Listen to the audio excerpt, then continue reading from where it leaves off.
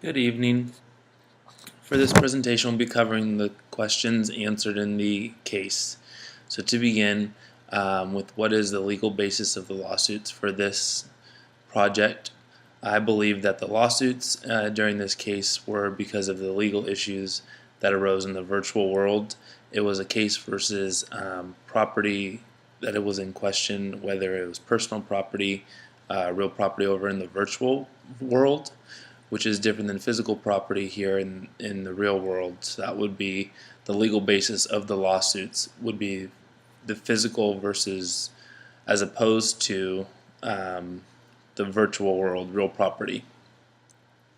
So we went on to continue to discuss what was Second Life, what was the type of business that Second Life is in, as well as the key ingredients for success in this business, and how it was similar and different from World of Warcraft.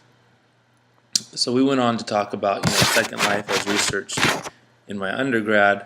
We did in some IS classes. Second Life is a way for people to communicate with not a real life scenario per se, face to face, but a real life scenario with a type of avatar or person that resembles them or somebody else in a virtual type of world via a computer, a microphone, or whether it's animation, some type of avatar in the 3D world.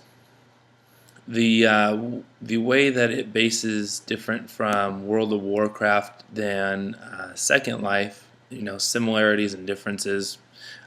Typically, you have a World of Warcraft or in virtual life, you had avatars as well as that interact with each other. They could appear to be similar looking as yourself. However, you build your personal avatar in the 3D world. So those were some of the similarities between the two. The next question we went on to discuss is what was property and how is it defined under the law, as well as what is intellectual property.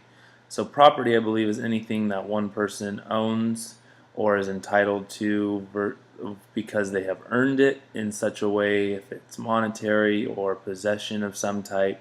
Intellectual property is the same thing, they own it because it's either their idea or they've been given it, or again, they have purchased an idea. But intellectual property is more so that of one's own ideas that they own or possess.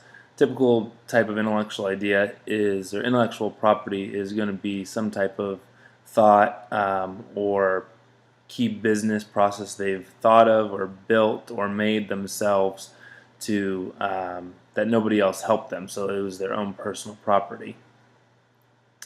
Intellectual properties should apply with this case because it is property of one person's real life, in a sense. Even if it's going to be in a 3D world, it's still somebody behind. It's not programmed, so it's happening because of somebody. So that's why I feel like it should be. The next, we moved on to discuss certain things, or we continue to discuss, like in property, patents and regulations, things like that.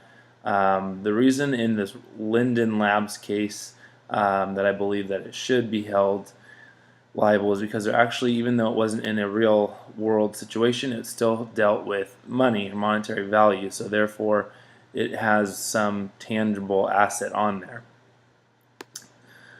Then we moved on to discuss contract law be interpreted differently in virtual worlds than in the real world, and potential damages. Contract, even though in a virtual world it's not face to face, it's still, it could be somebody behind a computer talking to somebody behind another computer. So in all reality, even though you're not face to face, it could be computer to computer.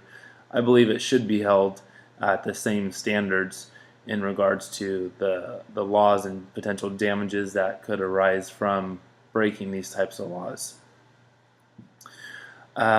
We also discussed international law impacting here, and as well as how some of the laws could be addressed and changed. International law would still apply because of the, even though it's in a virtual world, it still would hold true to the cases, even if it's not in a real world scenario. It still would apply no matter what state or country that it would be in. Um, so that's why I believe it would be in there. Virtual property in a virtual 3D world still needs to be held to the same standards as the real world, even versus virtual world. I do think that people should be held responsible for their avatar's actions or their actions behind their avatar at that point. I believe there's a lot to be said about people that try to get by certain things. So the same laws should apply from the real world in labs in cases like this, as well as virtual worlds. And it was a very interesting topic to discuss and learn about in these chapters. So thank you.